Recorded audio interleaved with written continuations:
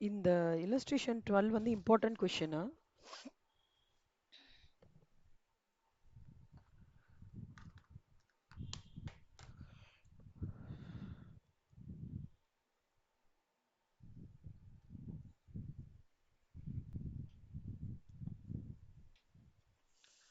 Calculate the cost of purchase of inventory that should be included in purchase cost. Purchase costல purchase of inventoryல ஓடுதுல என்னெல்லாம் நம்ம include பண்ணோம் cost அப்படின்றாங்க. என்னெல்லாம் include பண்ணணும் அப்படின்னு பார்த்தோம்னா பர்ச்சேஸ் ப்ரைஸ் இன்க்ளூட் பண்ணிக்கணும். ஓகே, டிஸ்கவுண்ட் லெஸ் பண்ணி ஜிஎஸ்டி ஆட் பண்ணிக்கணும். ட்ராவல் எக்ஸ்பென்ஸ் இன்க்ளூட் பண்ணிக்கணும். இம்போர்ட் டியூட்டி இன்க்ளூட் பண்ணிக்கணும். ஃபார்வர்டிங் சார்ஜஸ் இன்க்ளூட் பண்ணிக்கணும். டிரான்ஸ்போர்ட் இன்சூரன்ஸ் இன்க்ளூட் பண்ணிக்கணும். காஸ்ட் ஆஃப் லெட்டர் ஆஃப் ரெஃபரன்ஸ்னா என்னன்னு தெரியுமா கண்ணா?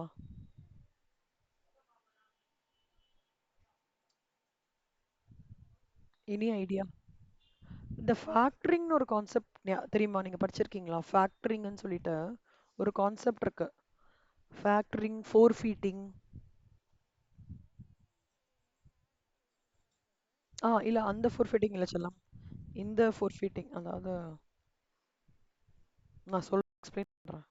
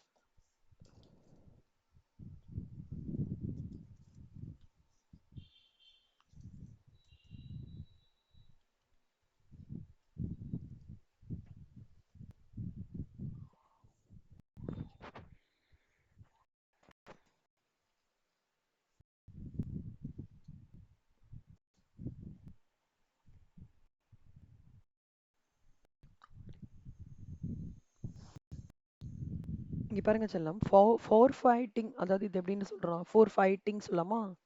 ஃபோர் ஃபைட்டிங் அப்படின்றது ஒரு எக்ஸ்போர்ட் ஃபினான்ஸ்டா. அதில் என்ன பண்ணுவாங்கன்னா ஆஹ், ஒரு எக்ஸ்போர்ட்டர் இருப்பாங்க, ஒரு இம்போர்ட்டர் இருப்பாங்க. எக்ஸ்போர்ட்டர் வந்து என்ன பண்ணுவாங்கன்னா அவங்களோட ரிசீவபிள்ஸ் இருக்குமா அதை வந்து ஒரு இன்டர்மீடியரி கால்டஸ் ஃபோர் ஃபைட்டருக்கு வந்து வித்துருவாங்க. வித்துட்டு கேஷ் வாங்கிப்பாங்க. இம்போர்ட்டர் டியூ டேட்ல கேஷை இவங்களுக்கு கொடுத்துருவாங்க. கிட்டத்தட்ட கான்செப்ட் ஆஃப் பில்ஸ் ரிசீவபிள் மாதிரி. ஆனா this happens during export financing. இதுல என்ன நடக்கும்னா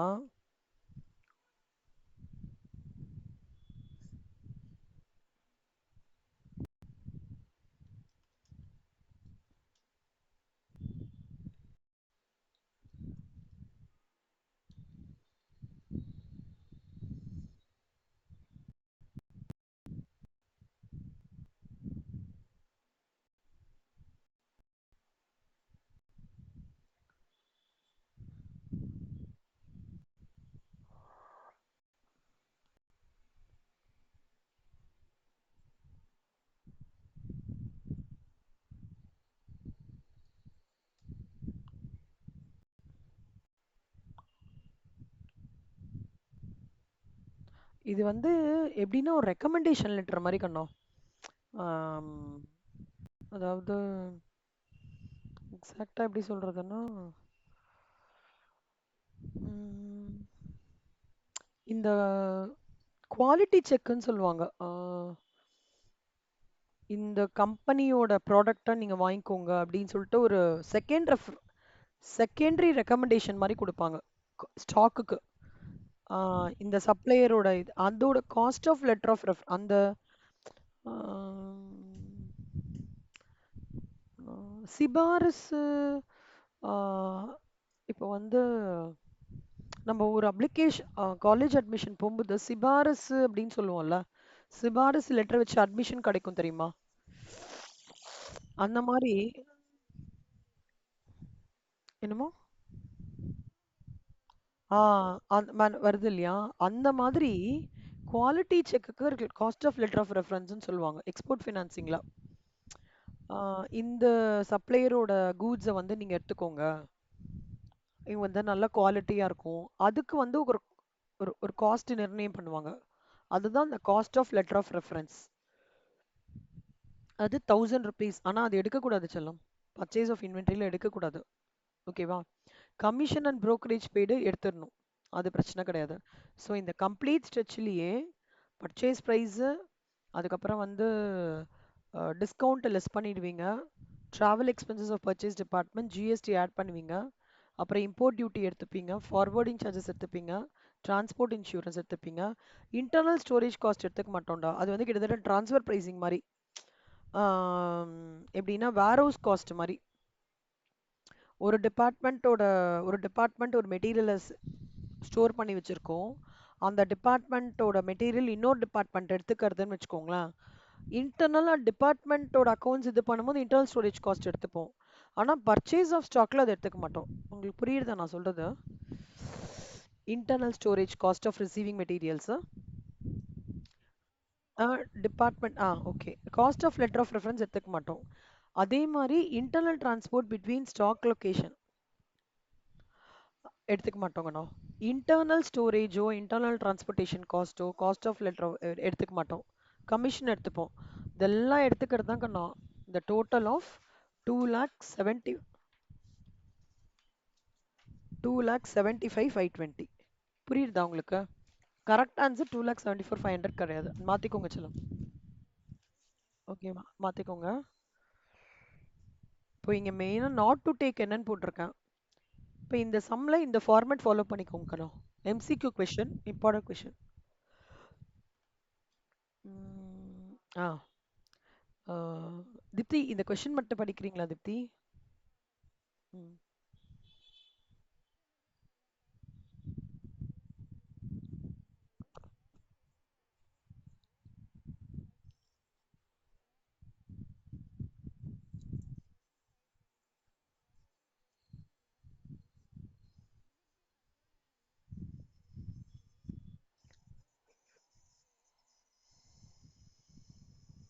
AS2 முடிச்சிட்டோம் செல்லமா.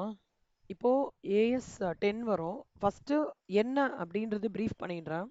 ஏற்கனவே நீங்க இது பார்த்துருக்கீங்களா? டாபிக் தெரியும். ஓகே. இதுல 3 விஷயம் ரொம்ப இம்பார்ட்டன்ட்ரா. எப்போ அக்கௌண்ட்ஸ் ஃபைனலைஸ் ஆச்சு, எப்போ போர்ட் ஆஃப் டைரக்டர்ஸ் அப்ரூவ் பண்றாரு, எப்போ ஒரு ஹேப்பனிங் நடந்திருக்கு, இந்த மூணுத்தோட டேட்டை கன்சிடர் பண்ணிக்கணும். ஓகேவா? AS10ல என்ன சொல்றாங்க அப்படின்னா, ரிப்போர்ட்டிங் பீரியடுக்கு அப்புறம் ஏதாவது ஒரு event நடந்து board of directors financial statements approve பண்றதுக்கு முன்னாடி இருந்ததுன்னா அதை வந்து they are not recorded as events after the reporting period. Since the accident took place after the, அதாவது ஆக்சிடென்ட் வந்து இந்த கேஸ்ல வந்து ஆஃப்டர் த ஃபினான்ஷியல் ஸ்டேட்மெண்ட்ஸ் வந்து அப்ரூவ் பண்ணியிருக்காங்க. அதாவது 31/3 ஃபைனலைஸ் பண்ணியிருக்காங்க, 25 அப்ரூவ் பண்ணியிருக்காங்க, 35ல ஆக்சிடென்ட் ஆயிருக்கு. இதை ஈவெண்ட்ஸ் ஆஃப்டர் த ரிப்போர்ட்டிங் பீரியட்னு சொல்ல மாட்டாங்க. ஓகேவாடா? இதுல ஒன்னேன்னு நான் ஒன்று இதுவாக டீட்டெயில்டாக சொல்லித்தரேன். டேட்ஸ் ஆர் இம்பார்ட்டன்ட் இதுல.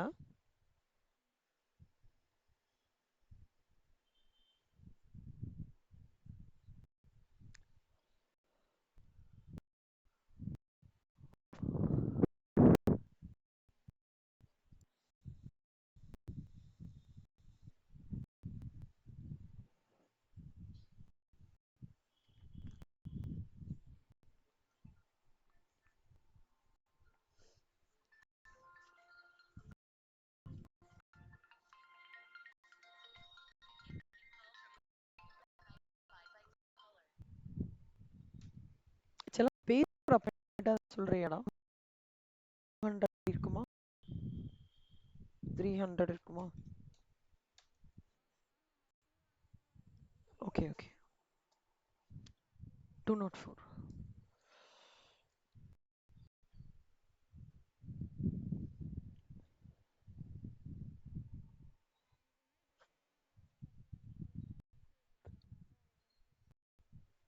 ஓ, ரெண்டா பிரிச்சிட்டிங்களா? Very nice. சூப்பர். ம். ஆ. ஓ!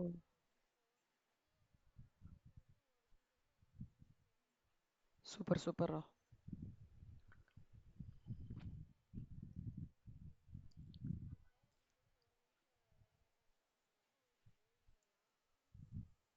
ஓ! Okay, okay.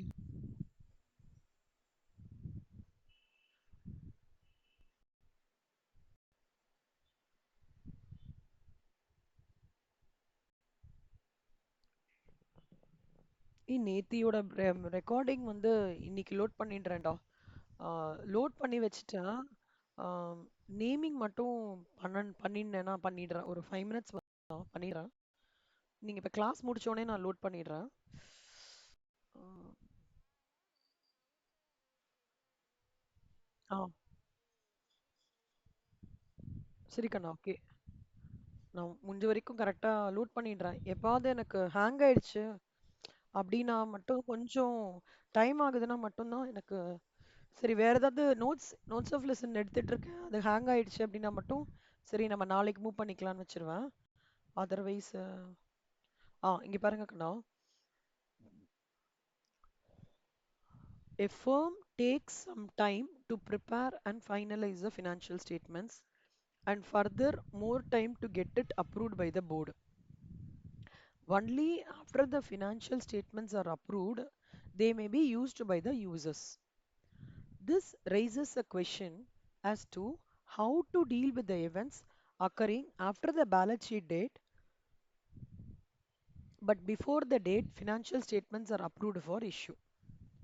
அதாவது ஜென்ரலா எப்படி ஒரு ஆர்கனைசேஷன்ல ப்ரிப்பரேஷன் ஆஃப் ஃபினான்ஷியல் ஸ்டேட்மெண்ட்ஸை அக்கௌண்டன்ட் பண்ணி ஒரு ஹெட் வந்து ஃபைனலைஸ் பண்ணுவார். அதுக்கப்புறம் தான் போர்டு அப்ரூவ் பண்ணும். சப்போஸ் ஃபினான்ஷியல் ஸ்டேட்மெண்ட் அப்ரூவ் பண்ணதுக்கப்புறம் போர்டு அப்ரூவ் பண்ணதுக்கப்புறம்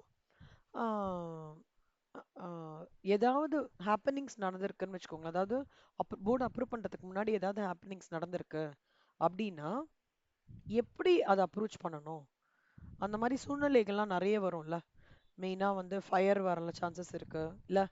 இப்பதான் நம்மளுக்கு வெதர் நேச்சரே பயங்கரமா ஹிட் கொடுக்கறது இல்ல கரெக்டா. நார்த்ல எல்லாம் பார்த்து கேக்குறதா தித்தி கேக்குறதா. கேக்குது. நார்த்ல எல்லாம் பாத்தீங்கன்னா ஹெவி ரெயின்ஸ் இப்போ. லைக் உத்தரப்பிரதேஷ் உத்தரப்பிரதேஷ் அந்த மன்சா தேவி டெம்பிள் அப்புறம் வைஷ்ணவி தேவி டெம்பிள் ஜார்க்கண்ட் அந்த ஹில் ஏரியாஸ் ஃபுல்லா இப்போ கெட்டிங் வாஷ்ட் அவுட். இப்போ லெட்ஸ் டேக் ஒரு கம்பெனி அங்க இருக்கு, ஃபைனலைஸ் பண்ணிட்டாங்க, ஆனா போர்டு அப்ரூவ் பண்ணல. ஆனா ஒரு அன்ஃபோர்சீன் ஹேப்பனிங் இந்த மாதிரி நடந்துருதுன்னா இந்த சுச்சுவேஷன்ல எப்படி அதை வந்து டேக்கிள் பண்ணணும்? அது இந்த வருஷத்துல காமிக்கணுமா அடுத்த வருஷத்துல காமிக்கணுமான்றத பத்தி பேசுறது தான் ஏஎஸ்டன், இந்தியன் ஏஎஸ்டன். ஓகே. இப்போ வந்து ரிப்போர்ட்டிங் டேட் 31/3/2022 கண்ணா. Board of directors 30/5/2022. ஏஎஸ்டென்னை பொறுத்த வரைக்கும் dates are very important. Okay. In between these two dates ஏதாவது ரொம்ப முக்கியமான ஒரு ஈவெண்ட் நடந்ததுக்கு அப்படின்னா அதை என்ன சொல்லுவாங்கன்னா events occurring after the balance sheet date. Suppose 31/3/2022ல ரிப்போர்ட்டிங் டேட்டா மே மாசம் தான் போர்ட் ஆஃப் டைரக்டர்ஸ் வந்து அப்ரூவ் பண்றாரு.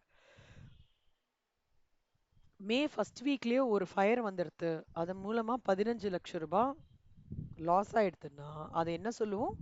Events happening after the reporting date which are accounted as per the guideline disclosure of Indian AS 10. ஸ்மார்ட்டா எப்படி சொல்லுவாங்க? ஸ்மார்ட்டா ஷார்ட்டா சம்மரைஸ் பண்ணி ஈவெண்ட்ஸ் ஆஃப்டர் த ரிப்போர்ட்டிங் டேட்னு சொல்லுவாங்க. புரியுதா? இந்த கான்டென்ட் புரியுதா? ஏஎஸ் 10 ஏஎஸ் 10 இம்பார்ட்டண்டா இருக்காது, ஆனா சம்மரைஸ் பண்ணனா ரொம்ப இம்பார்ட்டன்ட். இப்ப வேல்யூவேஷன் ஆஃப் ஸ்டாக்கோடது என்ன சொல்லுங்க பார்க்கலாம்.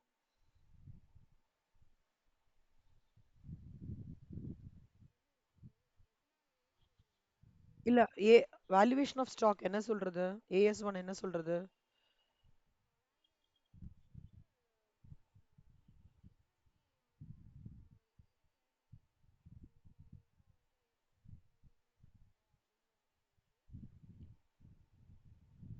என்ன சொல்றது? What it chase.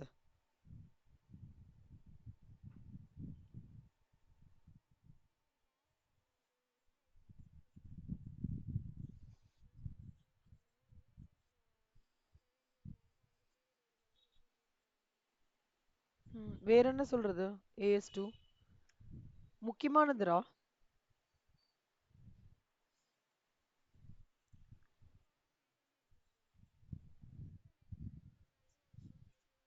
ஆ அதுதான் அதுதான் crux. நீங்க என்ன இன்னைக்கு ரொம்ப ப்ரீ ஆக்குபைடா இருக்கீங்களா? எனக்கு என்னமோ இல்ல ஒண்ணும் இல்லல்ல. எல்லாம் ஃபைன் தானே? ஏன்னா நீங்க டெய்லி பதில் சொல்றதும் பயங்கரமா யோசிச்சு சொல்றாங்க. என்னாச்சு? உடம்பு சரியில்லையா? ஓ!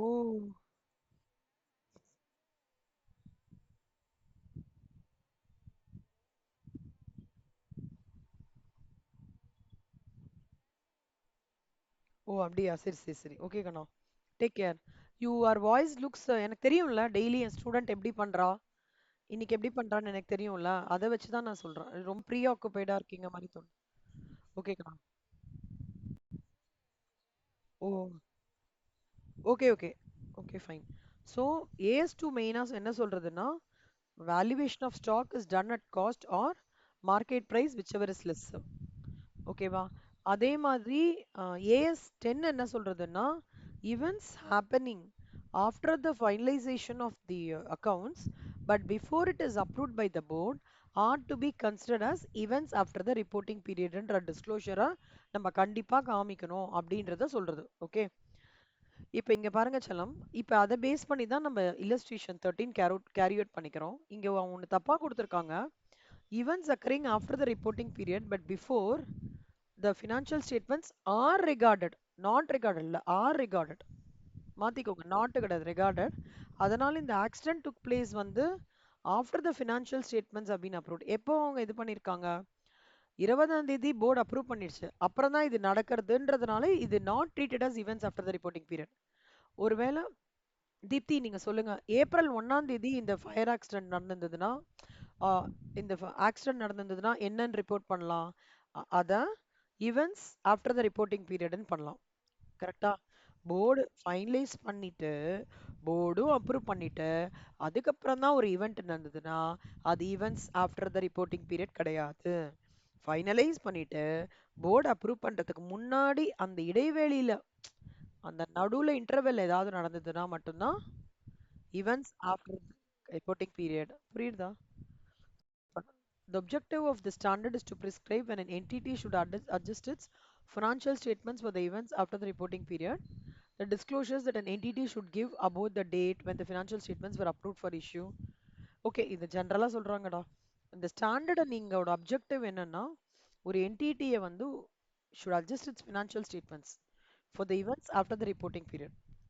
அதே மாதிரி it should prescribe the disclosures that an entity should give about the date when the financial statements were approved by issue for issue and about the events after the reporting period.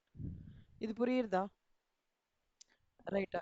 இப்ப பாரு இது இது அதே தான்டா repeat பண்ணிருக்காங்க. Okay அவர் again repeat பண்ணிருக்காங்க. illustration 14 பாருங்க செல்லம். ஸோ 13ல முக்கியமான ஸ்டெப்ஸ் என்ன ஃபாலோ பண்ணணும்? Finalise, approved, actual occurrence. இது மூணும் முக்கியமா நீங்க ஞாபகம் வச்சுக்கணும். எப்படி டெப்ரிசியேஷன் சாப்டர்ல டேட்ஸ் ஆர் வெரி இம்பார்ட்டன்ட்டோ அதே மாதிரி இந்த ஈவென்ட்ஸ் ஆஃப்டர் இதுல வந்து ரொம்ப டேட்ஸ் ஆர் வெரி இம்பார்ட்டன்ட்.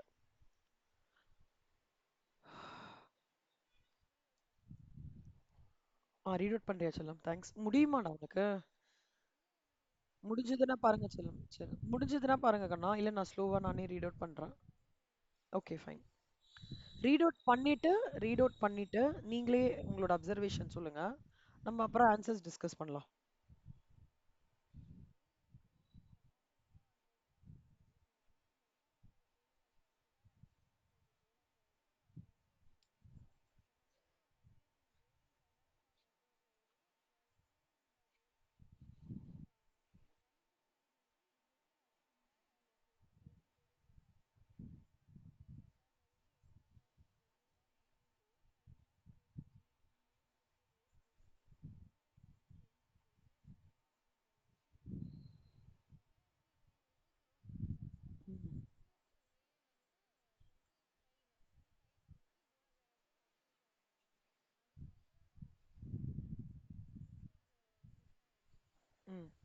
அதனால என்ன கன்க்ளூஷன் பண்றீங்க?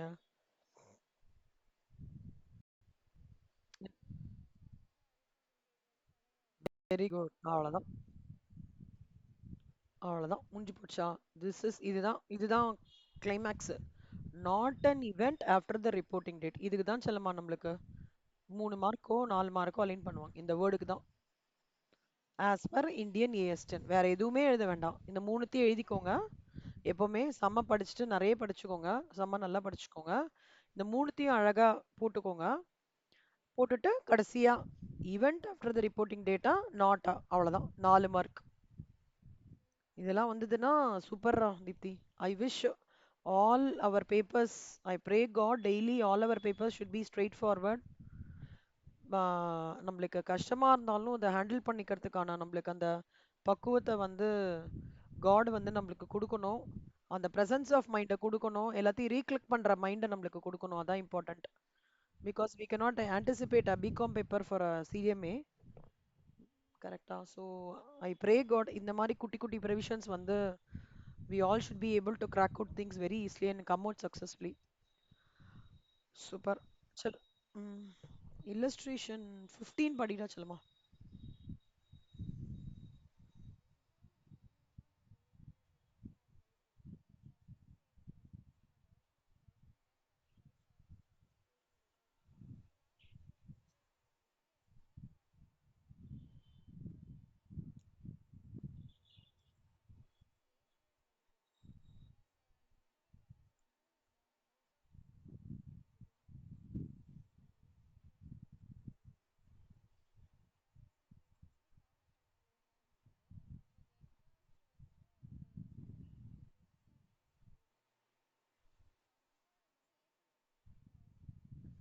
ம். ஸோ அதனால என்னடா செல்லுமா இப்போ ஒன்னொன்னா பார்க்கலாமா?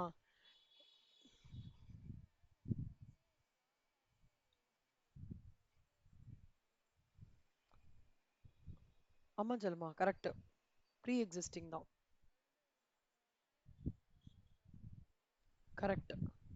ஒரு நிமிஷம்டா. Final accounts while preparing the last week at debtor. பாவம். அப்போன்னு பார்த்து 20 லட்சம் ரூபாய் லாஸ்ட்ரா. பாவம்டா. ரொம்ப கஷ்டமா இருக்கு. கொரோனா டைம்ல நிறைய பேருக்கு இந்த மாதிரி க்ளோஷர் ஆகிறதுக்கு முன்னாடிலாம்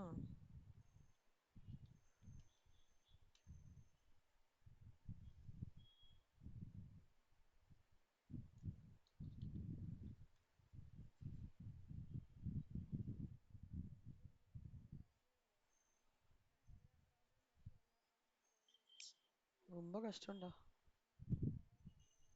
ஆமா. அதான் இப்ப சொல்றேனே. சாயிரம்.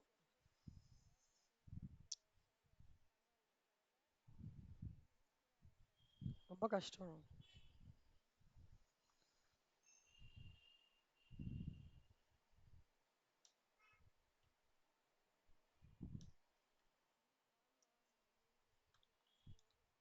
ஐயோ அப்படியா? பா. ஆ.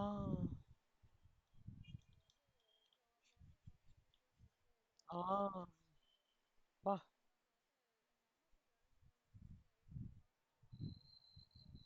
ம். ஆக்சுவலா எல்லாருக்குமே ஸ்கேனிங் சென்டர்ல இருந்தாண்டா வந்திருக்கு.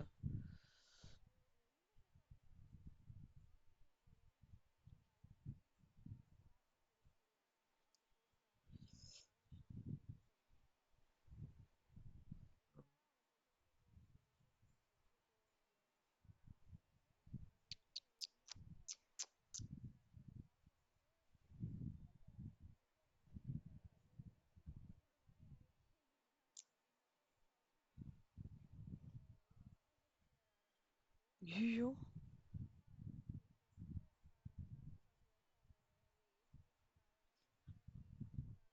ஆ.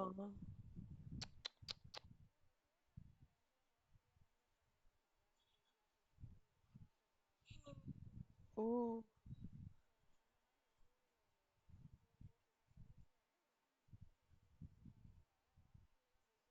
ம். கரெக்ட். சாய்ராம். ஐயோ பாவம்டா.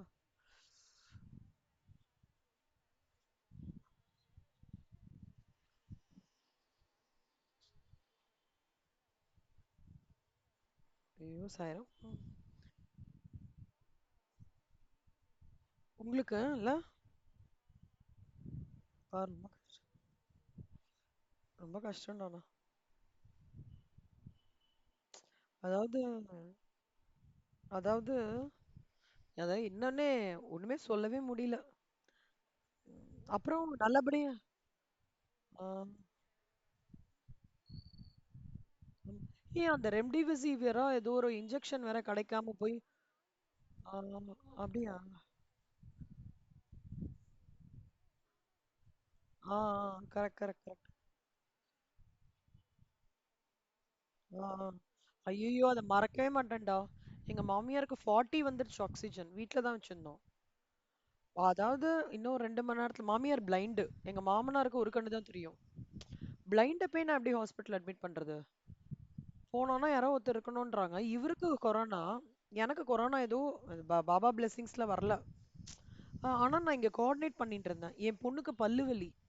ஆ, என்ன விட்டுட்டு போமா. அப்புறம் நான் டிசைட் பண்ணேன். Okay let me do a tough கால்னு சொல்லிட்டு இங்கிலீஷ் மெடிசனே வேண்டான்ட்டு ஃபுல்லா ஆயுர்வேதிக் போனேன்.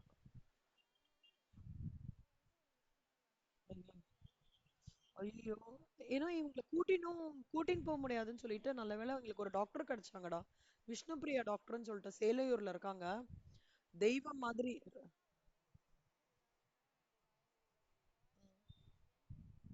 அப்படியா?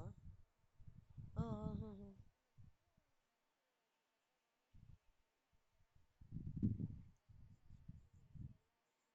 அப்படியா?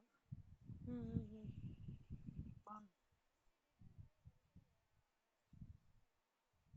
ஐயோ!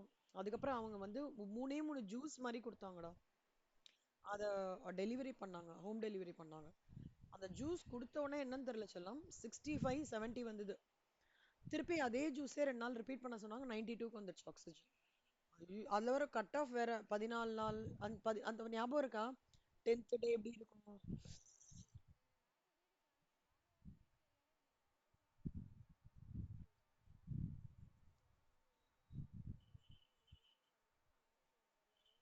ஐயோ! ஆமா.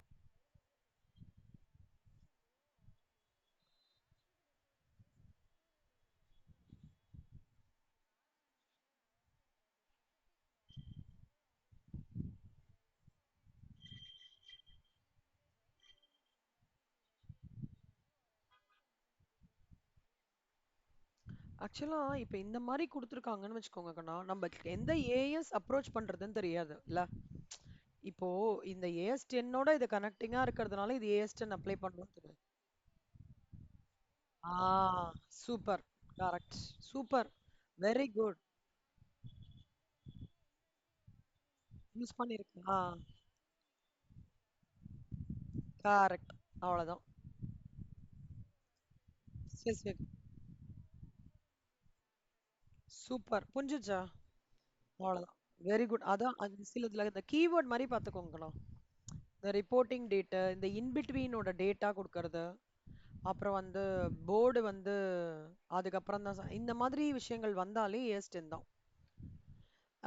ஸோ இதுல வந்து அவங்க என்ன சொல்றாங்க அப்படின்னா இந்த ஃப்ளக்சுவேஷன் பண்ணிக்கணும் பண்ணிக்கணும் ஆமா. ஏன்னா இந்த ஃப்ளக்சுவேஷன்ஸ் ஆஃப் ப்ரைஸை கண்டிப்பா வந்து ஆஃப்டர் த ரிப்போர்ட்டிங் டேட் இருக்கிறதுனால நம்ம கண்டிப்பா இதை இன்க்ளூட் பண்ணிக்கணும். அண்ட் இன்வென்ட்ரி வந்து should be return on at net realisable value. ஓகேவா? இல்லஸ்ட்ரேஷன் 16, 15. இப்போ இதுக்கு அந்த டைம்ல ஒரு எக்ஸாம்பிள் ஆக்சுவலா 2024ல ஒரு எக்ஸாம்பிள் வந்தது. இந்த ஐகானிக் எல்லோ கேப்ஸ்ன்ட்டு கல்கட்டால ஓடிட்டு இருந்தது. உங்களுக்கு அது ஐடென்டிஃபை பண்ண முடியுதான்னு தெரியல. பாத்தீங்களா? அப்போ அங்க ரொம்ப ஃபேமஸ்டா இந்த எல்லோ கேப்ஸ். அங்க ஸ்டாப் பண்ணாங்க ஆக்சுவலா. அதோட நான் வந்து இதை கனெக்ட் பண்ணி ஸ்டூடெண்ட்ஸ்க்கு சொன்னேன். அந்த பர்டிகுலர் மாடல் ஆஃப் கார் வந்து இதுவாகி நடுவுல ரொம்ப லோ ஆர்டர் லெவல்ஸ் போயிடுது. என்ன சொல்றது? அந்த டைம்ல இவங்க ஸ்டாப் பண்ற மாதிரி இருந்தாங்க. ஆனா high level of inventory of parts due to low order levels அந்த சுச்சுவேஷன் இந்த ரிப்போர்ட்டிங் டேட்ல ரிப்போர்ட்டிங் டேட்டுக்கு அப்புறம் date of approval of financial statements car manufacture என்ன பண்றாங்கன்னா இந்த iconic Kolkata fleet in May no longer to be produced இதுக்கு இந்த காருக்கு பதிலா நிறைய காசுலாம் வந்துடுது அப்படின்ற அந்த மாதிரி ஒரு கனெக்ட் பண்ணி இந்த எக்ஸாம்பிள் அது எப்போனா 25th November 2024ல நடந்தது. ஸோ அதை ஜஸ்ட் கனெக்ட் பண்ணி சொல்லு. எக்ஸாக்ட்லி கம்மி பண்ணாங்க. Correct correct. சிலம் இல்லஸ்ட்ரேஷன் 17 ஹோம்ஒர்க்காக எடுத்துக்கோக்கண்ணா. அதே மாதிரி தான். இல்லஸ்ட்ரேஷன் 18 பார்க்கலாம்.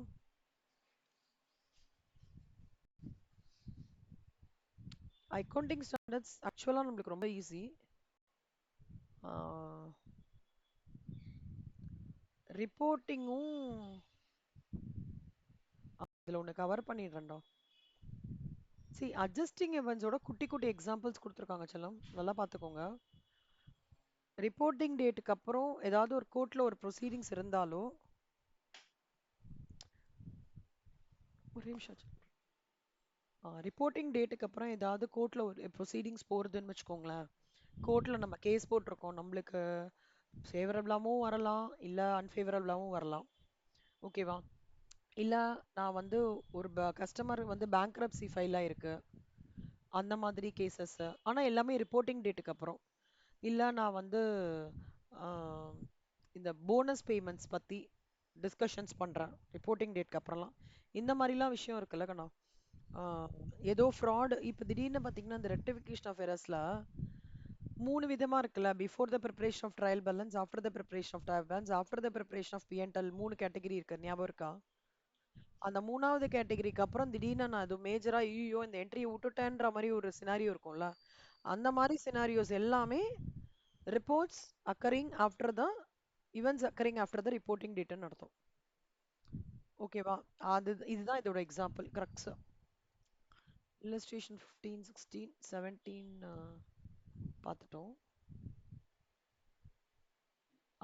நான் அட்ஜஸ்டிங் இவெண்ட்ஸோட எக்ஸாம்பிள்ஸ் வந்து சொல்றாங்க இங்க.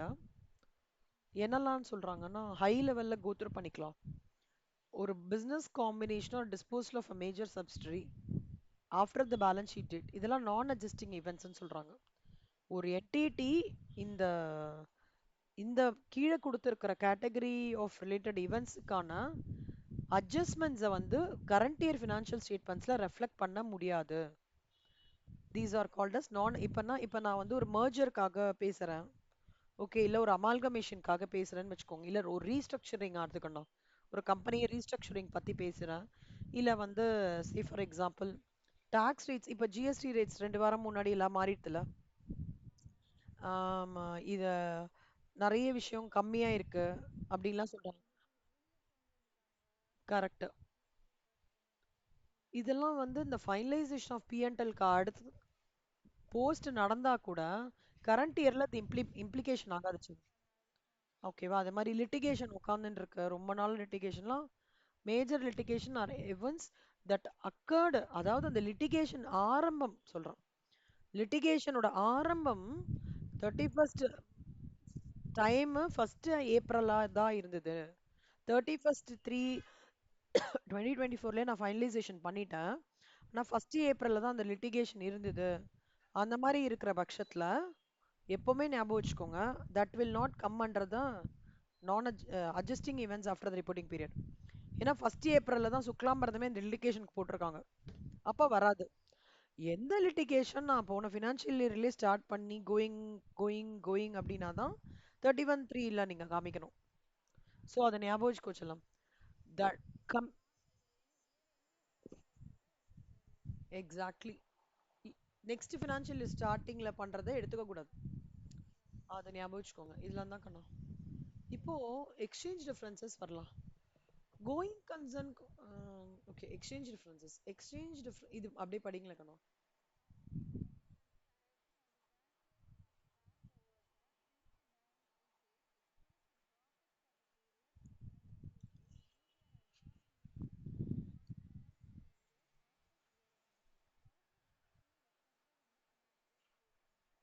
செல்லம் இப்ப வந்து என்ன ஆயிருக்குன்னா ஏதோ ஒரு அட்வர்ஸ் மூமெண்ட்னால ஃபாரின் எக்ஸ்சேஞ்ச் ரேட்ஸ்ல கொஞ்சம் சேஞ்சஸ் நடந்திருக்கு. அதனால ஆ கரெக்ட். அப்ப என்ன ஆயிருக்குன்னா அந்த எக்ஸ்சேஞ்ச் டிஃபரன்சஸ் ஆகுது இல்லையா? பேங்க் ஓடியா இருக்கணும் எந்த transaction, since the balance sheet date exceeds the profit for the period under the review, the balance sheet date exceeds the profit. அந்த பேங்க் ஓடி ஓட டிரான்ஸ்லேஷன் அந்த எக்ஸ்சேஞ்ச் டிஃபரன்ஸ் வந்து ப்ராஃபிட் ஃபார் த பீரியடை விட எக்ஸீட் ஆகுறதாம். ஓகேவா? ஆஃப்டர் த இயர் எண்ட் ஞாபகம் வச்சுக்கோங்க. இது நடந்ததுன்னா இதெல்லாம் வந்து நான் adjusting post balance sheet events. ஓகேவா செல்லம்? நான் அட்ஜஸ்டிங் போஸ்ட் பேலன்ஸ் ஷீட்ஸ்னு சொல்றாங்க. இங்க வந்து the going concern concept ஏன் இவங்க சொல்றாங்க அப்படின்னா, entity shall not prepare its financial statement on a going concern basis if the management determines after the reporting period either it intends to liquidate the entity or cease the trading that it has no realistic alternative. அதாவது இப்போ ஒரு யூனிட்டா நான் மூடுறேன்னு வச்சுக்கோங்களேன். I am closing a unit. அந்த unit மூடுறேன் அப்படின்ற பட்சத்துல நான் going concern concept base பண்ணி ஃபினான்ஷியல் ஸ்டேட்மெண்ட்ஸ் ரெடி பண்ண மாட்டேன். ஓகேவா? பண்ண மாட்டேன். அப்போ அங்க என்ன ஆயிடும், நான் இந்த ரிப்போர்ட்டிங் பீரியடுக்கு அப்புறம் சிலதெல்லாம் நடக்கிறதுன்றதையும் நாங்க இன்க்ளூஸ் பண்ண மாட்டோம். Even if the management determines after the reporting period. ஓகேவா? ரிப்போர்ட்டிங் பீரியடுக்கு அப்புறம் இப்போ தெரியறது எனக்கு இந்த யூனிட்டை நான் க்ளோஸ் பண்ண போறேன் அப்படின்னா அந்த என்டிட்டி வந்து ஃபினான்ஷியல் ஸ்டேட்மெண்ட்ஸை, அதாவது ஃபர்ஸ்ட் ஏப்ரலுக்கு அப்புறம் இது இருக்காதுன்னு நினச்சிக்கோங்கடா. ஃபர்ஸ்ட் ஏப்ரலுக்கு அப்புறம் எது நடந்தாலும் இந்த யூனிட்டே இருக்க போறதில்ல, நான் ஏன் கோயிங் கன்சர்ன் கான்செப்ட் பேஸ் பண்ணி நான் ஃபினான்ஷியல் ஸ்டேட்மெண்ட்ஸ் வந்து ரெடி பண்ணணும் அப்படின்ற பேசிஸ்ல ரெடி பண்ணாது. அது எப்படி ரெடி பண்ணும் அப்படின்னா, it will ready prepare the statements in such way that that that activity is going to be completely stopped. அப்போ இந்த மாதிரி சர்க்கம்ஸ்டான்சஸ்ல கோயிங் கன்சர்ன் கான்செப்ட் வந்து அலைன் ஆகாது அப்படின்னு சொல்றாங்க. ஏன் இதை சொல்றாங்கன்னா, இதே எக்ஸ்சேஞ்ச் ரேட் டிஃபரன்சஸ் கூட அந்த சிச்சுவேஷன் எப்பவாவது அந்த என்டிட்டி லிக்விடேட் ஆக போறது அப்படின்னு இருக்குன்னு வச்சுக்கோங்களேன். அப்போ the மேனேஜ்மெண்ட் வந்து என்ன பண்ணும்னா இதுக்கான டிஸ்க்ளோஷர் கூட கொடுக்காது by way of note to the financial statements. அப்படியே விட்டுருவாங்க. ஏன்னா இது இனிமே யூனிட்டே கிடையாது, இல்ல நான் ஃபர்தரா வந்து எதுக்கு ஸ்பெசிஃபிகேஷன் கொடுக்கணும்னு சொல்லிட்டு பண்ண மாட்டாங்க. வாட் இஸ் த சம்மரைசேஷன்னா, any exchange rate differences are always forming part of non adjusting post balance sheet இவெண்டா கன்சிடர் ஆகணும். அவ்வளவுதான். இந்த ஃபர்ஸ்ட் லைன் ஞாபகம் வச்சுக்கோங்க. இதுதான் சம்மரி செல்லம். ஓகேவா? இப்போ இந்த இந்த இது படிக்கலாம். ஏவியேஷன் ஒரு விஷயம்.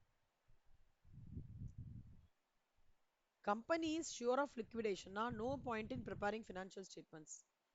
Company is undergoing some restructuring. Now, there is a point in preparing financial statements. But what is very important? Any exchange rate changes included in the list of non-adjusting post balance sheet events that is told in Indian AS 10. Okay, va? Illustration 19 படிங்களா கண்ணா?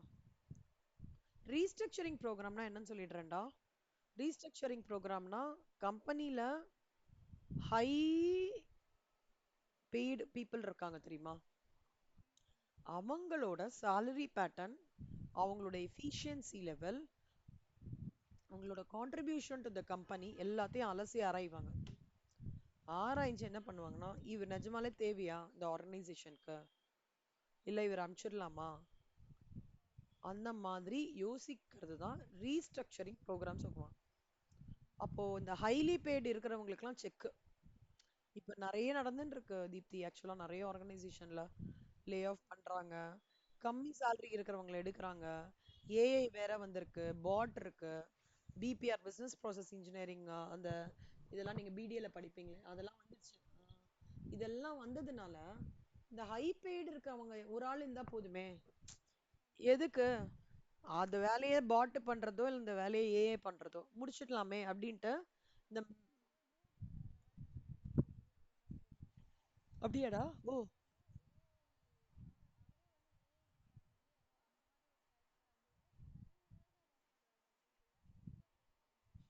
ஓ.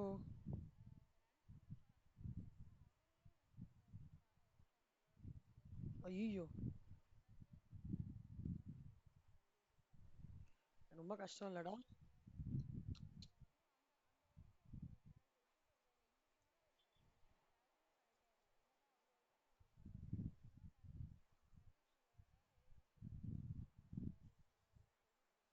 ரொம்ப உம், இப்போ நான் ரீசெண்டா ஒரு article படிச்சேன் Deepti. Revisiting your life style அப்படின்ட்டு. அதாவது இப்ப இந்த இதெல்லாம் போக சொல்றாங்கல்ல, எப்படி அந்த சுச்சுவேஷன் எல்லாம் வந்து ஃபேஸ் பண்ணணும், எப்படி நம்ம லைஃப் ஸ்டைல் சேஞ்சஸ் பண்ணிக்கணும். ஒன்றும் இல்லை, கார் நீங்க ஒரு வாரம் யூஸ் பண்ணாம ஒரு வாரம் ட்ரெயின்ல போயிட்டு வாங்க, அப்படி அந்த மாதிரி சொல்றாங்க. ஒரு வாரம் வந்து பெட்ரோல் சேவ் ஆகிறது மட்டும் இல்லாம உங்களுக்கே ஃபினான்ஷியல் ஸ்பெண்ட்ல சேஞ்ச் தெரியும். பாடியில வந்து நிறைய ரெஸ்ட் இருக்கும் பாடிக்கு. டென்ஷன்லயே இருக்க மாட்டீங்க. அந்த மாதிரி ஒரு கிட்டத்தட்ட 6 7 கேட்டகரி பார்த்தேன். Revisiting, using public transport instead of car, using cycle instead of two wheeler, அதுக்கப்புறம் வந்து preparing food at home instead of Swiggy, Zomato. நாலாவது வந்து getting into natural cosmetics instead of இந்த fashionable items, going to the store and purchasing instead of online Meeshos. So இந்த lifestyle changes பண்ணும்போது அவங்க சொல்றாங்க, நார்மலா நான் 15% சேவிங்ஸ் பண்றேன்னு வச்சுக்கோங்களேன். இந்த லைஃப் ஸ்டைல் சேஞ்ச் பண்ணா நம்ம 30% சேவிங்ஸ் பண்ணுவேணும். வாட் எவர் அமௌண்ட், இப்போ நீங்க 20,000 ரூபாயில 30% என்னடா வரும்? 6,000 ரூபாய் பண்ணுவீங்களா சேவிங்? முன்னாடி உங்களால 3,000 தான் பண்ண முடியுமா? 6,000 ரூபாய் பண்ணுவீங்களா? ஒரு ஒரு ஸ்டாட்டிஸ்டிக்ஸ் மாதிரி எடுத்துட்டு வந்திருக்காங்க. ரொம்ப யோசிக்க வேண்டிய விஷயமா இருந்தது ஆக்சுவலா. மால்ஸ் போகாதீங்க, பார்க் போங்க. இந்த மாதிரி சுண்டல் சாப்பிடுங்க இன்ஸ்டெட் ஆஃப் இந்த மாதிரி மேகி, பர்கர்லாம். அதாவது அது வந்து டிஸ்டிங்விஷ் பிட்வீன் மாதிரி இருந்தது. இப்படி இருந்ததுக்கண்ணா. இது இப்படி அது எப்படி, கோ டு அதை நம்ம சொல்லுவா இல்லையா பாட்டிலாம், பாட்டி வைத்தியம் இது பண்ணிக்கோங்க, இது போக ஆக்சுவலாக பார்த்தோம்னா அப்படி பண்ணோம்னாக்கண்ணா இந்த 30% சேவிங்ஸை விட ஜாஸ்தியாவே வருமோன்னு தோன்றது எனக்கு. சும்மா ஒரு ஒரு மாசத்துல நான் அசஸ் பண்ணாலே அது அது வந்து இது இப்ப நம்ம ஒரு ஃபேமிலி லெவல்ல யோசிக்கிறோம்ல, கம்பெனி லெவல்லையும் அது யோசிக்கிறது தான் ரீஸ்ட்ரக்சரிங் ப்ரோக்ராம். ஓகேவா கண்ணா?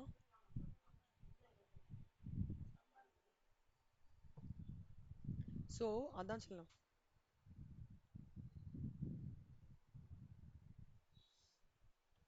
அஹ் இந்த கொஸ்டின் அந்த மாதிரி தான் கண்ணா. புரிஞ்சுதாடா உனக்கு ரீஸ்ட்ரக்சரிங் ப்ரோக்ராம்னா? ஐடியா கிடைச்சது. இந்த பேரா படிங்க. ஆமா, 19th கொஸ்டின். 18th வரைக்கும் புரிஞ்சுதாடா? ஏதாவது டவுட் இருக்கா? Okay. இதெல்லாம் நீங்க நான் அப்படியே சொல்லி கொடுக்கும் போதே அப்படியே படிச்சிருங்க செல்லம். நோட்ல எழுதும் போது சும்மா இல்லஸ்ட்ரேஷன், கீ டேக் அவே, இந்த வேர்டு ஞாபகம் வச்சுக்கணும், அது போதும். எனக்கு ஒன்றும் இல்லை. கோத்ரூ. எக்ஸ்பிளைன் பண்ணும்போது சூப்பர்.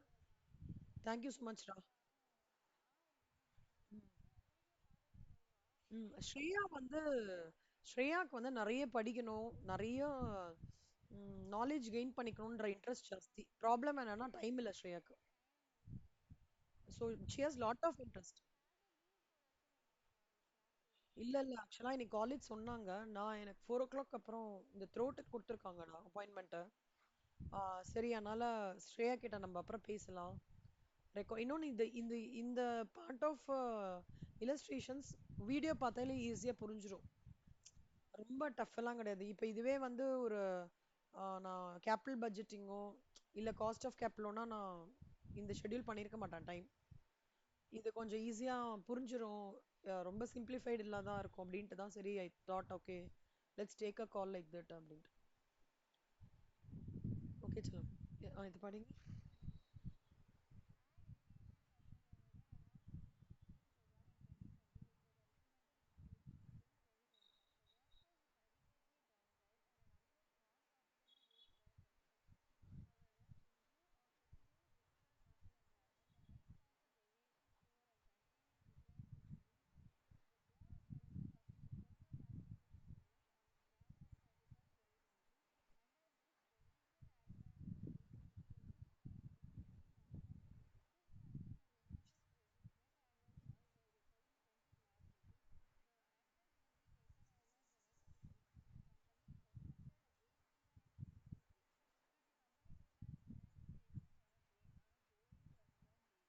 ம். கோயிங் கன்சர்ன் பேசிஸ்னா men may come men may go but company remains forever. So entity வந்து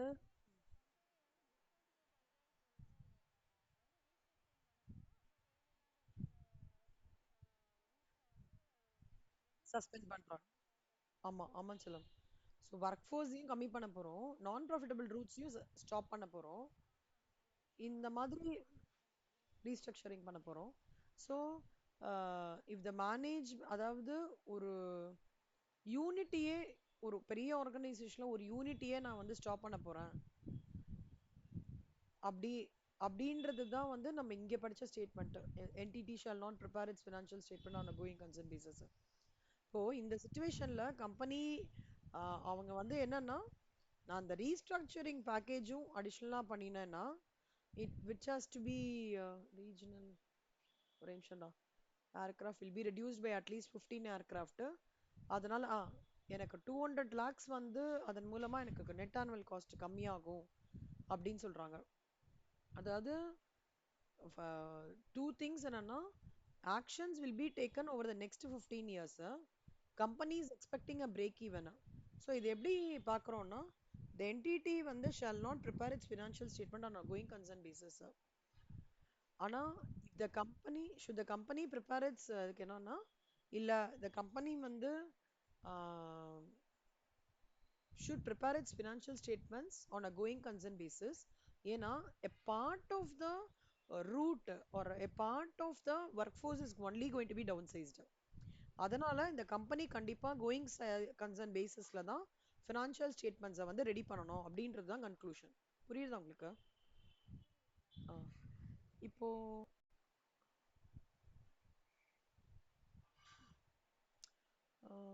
இது வந்து ஏஎஸ் 32ல கவர் ஆகுதுடா. ஓகேவா?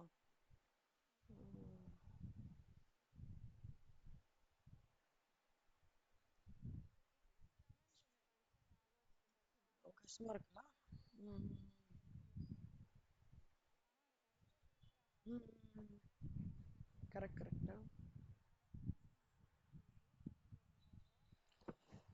ஐயோ, லாஸ்ட் டைம் குரூப் பண்ண ரொம்பவே இதுவானது.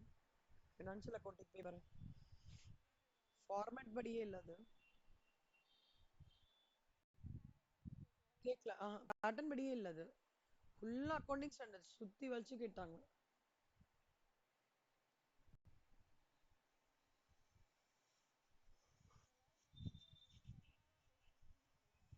ஆமாண்டா.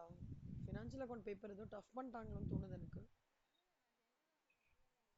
எங்களுக்கு ஸ்ட்ராட்டஜிக், சாரி, பிசினஸ் வேல்யூவேஷன் ஈஸியா இருக்கும்டா. Final paper straight forward questions தான் இருக்கும். இந்த வாட்டி சும்மா சொல்லக்கூடாது, கேஸ் ஸ்டடியா வச்சு அப்படியே ஐயோ என்னடா இது இப்படி கேக்குறாங்களே அப்படின்னு ஆயிடுச்சு எனக்கு.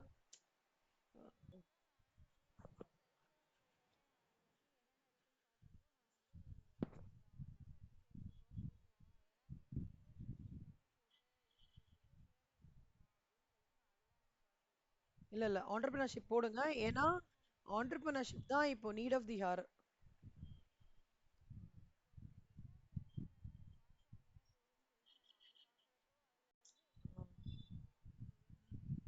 ஆக்சுவலா நான் இந்த பிசினஸ் வேல்யூவேஷன் பேப்பர்லயும் காஸ்ட் அண்ட் மேனேஜ்மெண்ட் ஆடிட் பேப்பர்லயும் எக்ஸம்ஷன் தான். நான் 60 சீரிஸ் பண்ணிட்டாங்க. இது வேணா உங்களுக்கு ஈஸி பண்ணி தரேன்டாங்க நான். AS four one days east கொஞ்சம் பெட்டரா, கொஞ்சம் வளவளன்னு இல்லாம என்ன டு த பாயிண்ட் இல்ல. அவங்க இவ்வளவு சொல்லிருக்காங்க, ஆனா இன்னும் சொல்ல என்னன்னா, இங்க ஏஎஸ் ஃபோர்ல வந்து இந்த கோயிங் கன்சர்ன் கான்செப்ட் பத்தியான டிஸ்க்ளோஷர் வந்து ரெக்குவயர்மெண்ட் இல்லைன்றாங்க. ஏஎஸ் டென்ல என்ன சொல்றாங்கன்னா, இல்ல இப்போ வந்து கண்டிப்பா கோயிங் கன்சர்ன் கான்செப்ட் படி கம்பெனி ரன் ஆகல அப்படின்னா அப்போ வந்து என்டிடி வந்து ஃபினான்ஷியல் ஸ்டேட்மெண்ட்ஸை வந்து இல்ல இல்ல, இங்க requirement of the going concern கான்செப்ட்ன்ற ரெக்குவயர்மெண்ட் இல்ல, இங்க டிஸ்க்ளோஷர் ஆஃப் கோயிங் கன்சர்ன் கான்செப்டோட இது இருக்குன்னு சொல்றாங்க. இவ்வளோ பெரிய ஸ்டேட்மெண்ட்டுக்கு அதான் மீனிங். பட் நான் ஒண்ணு பண்றேன், வேணா இது சிம்பிளிஃபைடா ஈஸி தரேன், ஈஸி பண்ணி தரேன் இதை. எல்லா டிஸ்டிங்விஷ் பிட்வீனும் ஈஸி பண்ணி தரேன். எல்லா டிஸ்டிங்விஷ் பிட்வீனும் இருக்கு இல்லையா, அது ஈஸி பண்ணி தரேன் உங்களுக்கு. ஓகேவா? ஸ்டேஜ் ஒனுக்கு பண்ணி தந்தேன், அது மாதிரி ஸ்டேஜ் டூ பண்ணு.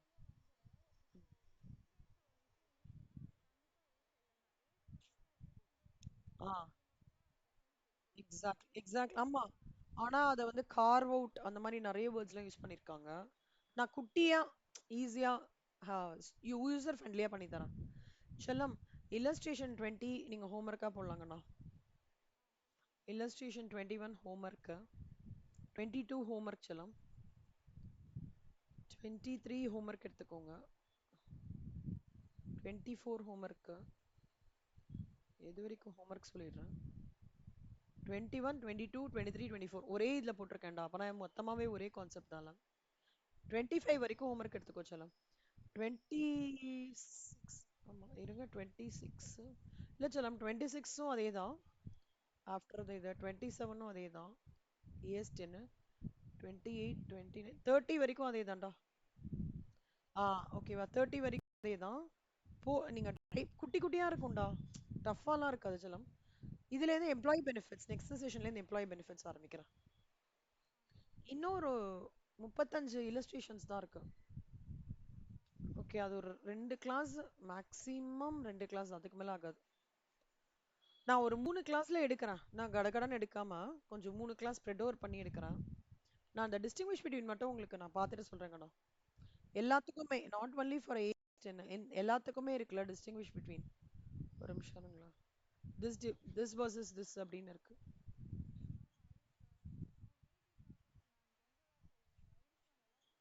கரெக்ட் அது.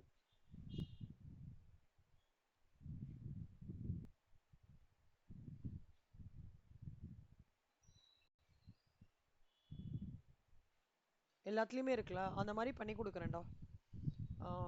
ஓகேவா, so that AS24 versus AS1 எப்படி அந்த மாதிரி சொல்லி கொடுக்குறேன். ஸோ அந்த டிஸ்டிங்விஷ் பிட்வீன் மட்டும் நீங்க அந்த அந்த எக்ஸல் ஃபைல்லேருந்து பண்ணிக்கோங்க. சரியா? ஸோ இல்லஸ்ட்ரேஷன் 30 வரைக்கும் ஹோம்ஒர்க் நான் போட்டுடுறேன் ஸ்ரேயாக்கும்.